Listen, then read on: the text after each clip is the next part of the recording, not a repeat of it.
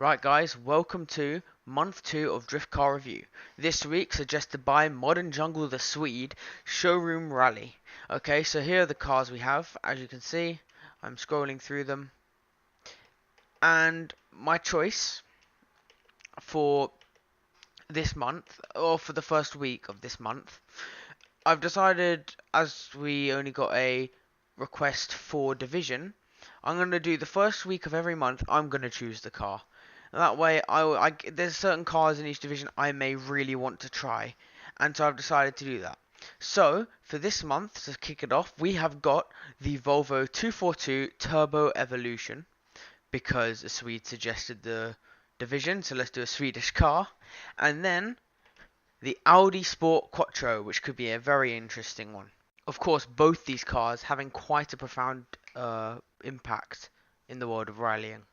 So let's get into the review. So we'll start the review off with the Volvo 242. So this car is powered by a 2.3 litre inline-4 engine. This engine, fully upgraded with race turbos, will provide quite fairly low power, to be honest, only 456 horsepower. However, it has plenty of torque to make up for that, so it doesn't become too much of an issue. And it can only get thin tyres. Its maximum is 255 millimeters, which is tiny, and then as well with race weight reduction, it weighs 2,690 pounds. Just to put that into context, the 265mm bracket is 2,700 pounds. This is 10 pounds below. And of course, the bottom end being 2,500 pounds, making this very high up in the tier for such small tyres. All of these factors, the engine, the tyres, the weight, may make you think this car would be slow. However, it is fairly fast. It's still very light at the end of the day, so it's pretty goddamn fast anyway, and it can dive bomb people, which is always good if you're underpowered. It means you can catch up to the leader. Then, when it comes to its other characteristics, it's extremely stable and extremely smooth.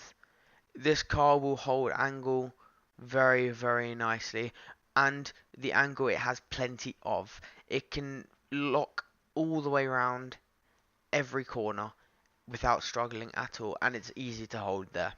The only slight downside to the handling of this car is that it suffers from slight understeer if you reduce the throttle a little bit too much, which is kind of disappointing, but it doesn't take away from the positives of this car at all. So now on to the Audi Sport Quattro. So this car actually has a small selection of body mods, mostly rally style, but the Volvo actually had none, so if that's what you're into, not bad. This car also is very light. I think it's around 2,800, 2,700 pounds stock, and 2,337 pounds I got it to with the race weight reduction. And it's able to get 275 rear, so much larger than the 255 max on the Volvo. But due to how light this car is, I had to go with 255mm if I was doing ESDA spec, which I do for all these cars. The problem this causes though is that the front tyres are 235mm, which is larger than what I would like, and large front tyres compared to the back normally equals a lot of understeer. However, this car handles amazingly. It's loads of angle, even more than the Volvo somehow, and even easier to hold, and it's aggressive getting to that angle. So you can pull really, really hard entries. This car comes with a 2.1 litre inline-5 engine, which shocked me. An inline-5 would sound like it'd have a lot of balancing issues, and I guess it does, but yeah, it's more powerful than the Volvo, and I chose to run 548 horsepower. It can go higher. I didn't upgrade the turbo. And it sounds incredible. Just take a listen to this.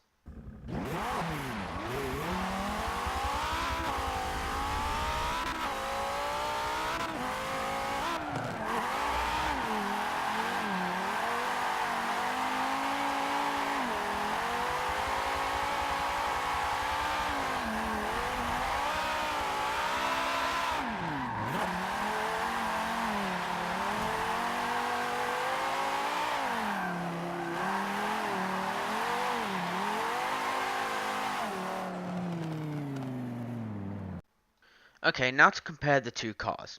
So I would say that the Audi is a little faster and is a little more aggressive and can hold a little bit more angle than the Volvo 242. However, my opinion, the Volvo is a lot easier to control and also a lot easier to tandem, especially at the slow speeds where tandeming becomes a little bit more difficult, where you have to adjust your speed and try not to lose angle or strain. I would say both cars have a little bit of understeer in their specific situations. For example, the 242 suffers from understeer on the exit of corners, and the Audi suffers from understeer if you let off the throttle a little too much. In conclusion, my favourite car personally to drive is the 242.